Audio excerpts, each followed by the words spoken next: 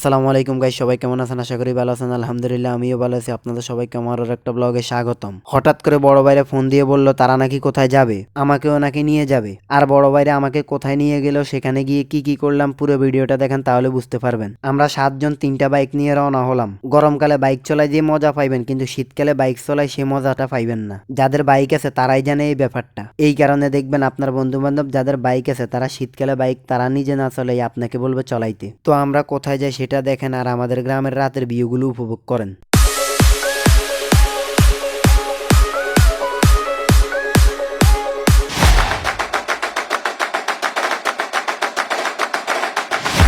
তো অবশেষে চলে আসলাম আমরা আমাদের গন্তব্যের স্থানে। আর যারা চিনেন তারা কমেন্টে বলেন এটা কোন জায়গা, আর যারা চিনেন না তাদের জন্য আমি বলে দিব এটা কোন জায়গা। এটা হচ্ছে সমপাড়ার কাছে কুলিমবাড়ির দরজা। এই জায়গাটা সিঙ্গারার জন্য অনেক বিখ্যাত। তো আমরা এসে এখানে অর্ডার দিয়ে দিলাম। আগে এসে প্রথমে এখানে অর্ডার দিতে হবে, তারপর ওনারা তৈরি করে আপনাকে সিঙ্গারা দিবে। অনেক দূর দূরান্ত থেকে অনেক মানুষই আসে এখানে সিঙ্গারা খেতে। আমার সাথে আমার যে বড় ভাইরা গেল তারাও অনেকজন আসছে ঢাকা থেকে। আমি অনেক জায়গায় সিঙ্গারা খেলাম, কিন্তু এখানকার মতো সিঙ্গারার মজা কোথাও পাইনি। আমার প্রায় এখানে অনেকবারই যাওয়া হয়েছে।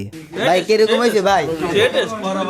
তো আমি ভিডিও করতেছিলাম, এর মধ্যে দেখি ওনারা সবগুলো নিয়ে নিছে। আমি যদি ওই সময় ভিডিও করতাম তাহলে হয়তো বা সিঙ্গারা নাও পেতাম। তো আমরা খাওয়া দাওয়া শেষ করে বাড়ির জন্য পার্সেল নিয়ে নিলাম। আসলে এখানে দুইটা দোকানের সিঙ্গারাই অনেক মজা। তো আমরা এখন বাড়ির দিকে রওনা হবো। আপনাদের সাথে দেখা হবে বাড়িতে যাওয়ার পর।